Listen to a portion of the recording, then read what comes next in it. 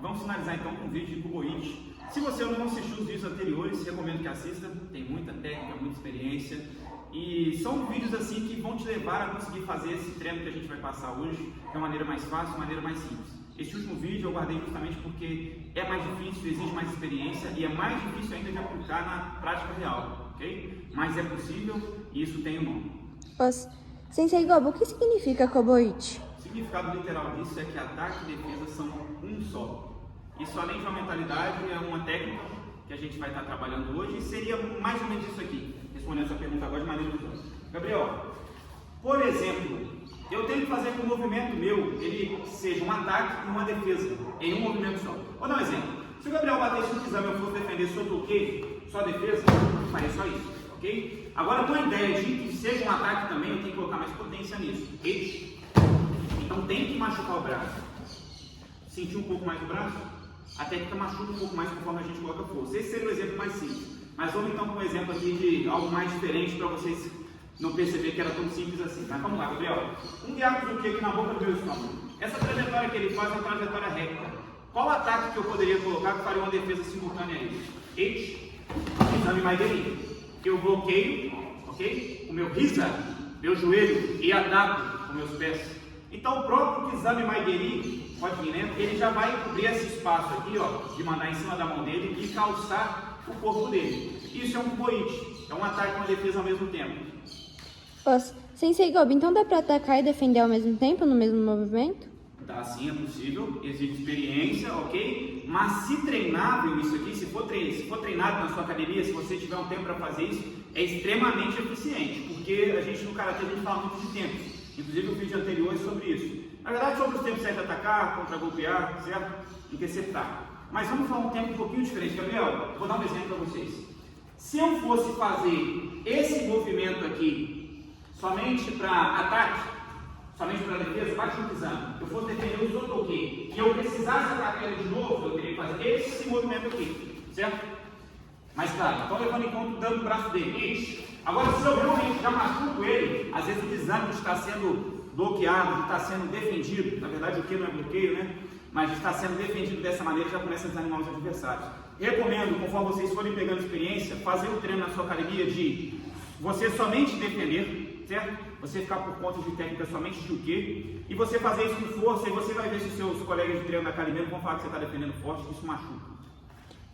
Sensei Gobo, isso tem a ver com aquilo que você já falou sobre o que não ser só bloqueio? Exatamente, pessoal. O significado de uke não tem nada a ver com bloqueio, certo? O que vem de ukeru, e ukeru, né, vai ser literalmente você receber. Então, o que é receber, colher, reconduzir, né? Por exemplo, na gachuque são defesas que a gente usa para reconduzir. Então, o que, pessoal, não tem nada a ver com bloqueio, tá bom? Então eu não vou pegar literalmente e fazer isso aqui. Baixa o exame, Gabriel, eu não vou lançar aqui no meu rosto. Eu não vou lançar aqui a mão aqui na frente para ele bater aqui na minha mão. Isso seria um bloqueio, ok? Então bloqueio no Karatê, eu diria que é inexistente, inclusive a gente não tem técnicas com esse nome. Sensei Gobo, por que isso é considerado o Karatê mais maduro? Porque exige mais experiência, pessoal. Vocês vão ver mais pessoas falando disso, pessoas de idade. Pessoas que já não têm mais tanta flexibilidade ou já não tem mais o gás do jovem. O jovem ele consegue fazer tranquilamente, Gabriel, bate um diabo que ele consegue ter essa flexibilidade de ir e voltar. A pessoa que já está ficando mais velha, mas que aprendeu a arte marcial, ela vai querer maximizar isso. Então ela entende que, em vez de eu fazer dois movimentos, eu posso fazer um só. Bate o diabo que eu já calço, já bloqueio, certo? Já reconduzo o golpe dele, porque o soco vai sair para o lado, vai sair vazado e já ataca ao mesmo tempo. Sensei Gobo, isso é fácil de fazer ou leva anos para dominar? Poxa vida, aqui eu vou dizer para vocês assim, se vocês se causando uma vez ou outra e falar que vocês dominam um negócio, é mentira, certo? São golpes que a gente consegue fazer uma vez ou outra. Eu não digo que eu domino isso, eu não consigo fazer 10 movimentos numa luta, certo? E 7 deles ser isso, ok? Então assim, eu não dominei esse tipo de técnica ainda. Para eu dizer que eu dominei, eu preciso de muita quantidade.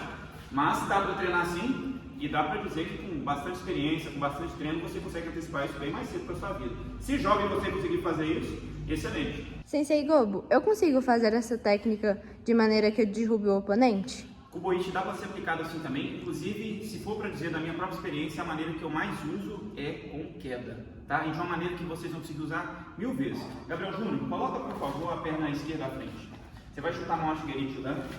Isso também serve para Maigeri, tá? Chute frontal também vale, sem problema, tá bom? O que eu preciso que vocês façam? A gente vai fazer um movimento de Gedan Barai, ok? A gente vai limpar, vai varrer o golpe do adversário.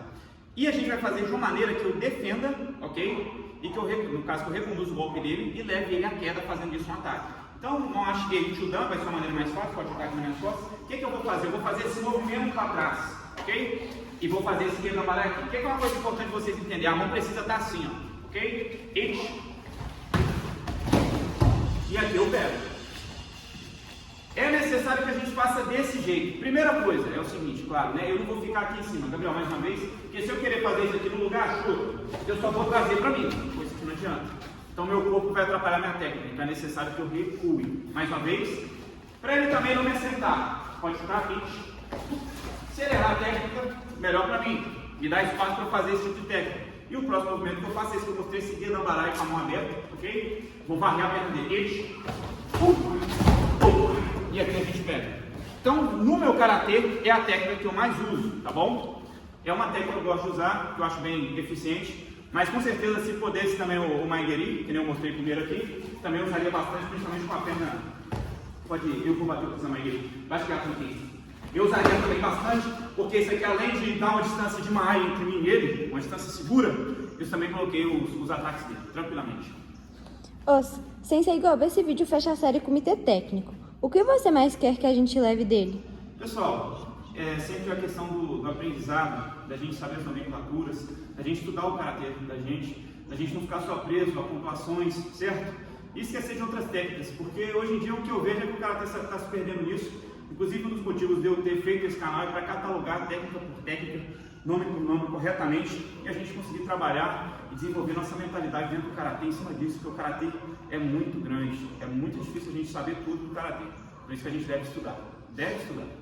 E com isso nós terminamos a nossa série de comitê técnico. Espero que tenha ajudado vocês. Espero que o Kubo-iti seja entendido aí para vocês aí nas suas academias, vocês consigam usar. E cada um vai ter sua própria experiência com isso. O que é que a gente precisa entender? Que Kubo-iti significa que ataque e defesa são um só. Convido vocês também a assistir a próxima série do canal, que vai vir logo após essa, que significa muito além do bloqueio. Vai ser a playlist que eu vou estar fazendo 5 vídeos. E a gente vai entrar principalmente nesse detalhe de entender que o que não significa bloqueio. No karatê não se bloqueia, se reconduz, se colhe, ok? Então, muito obrigado pela atenção que vocês deram pra gente. E um bom treino a todos.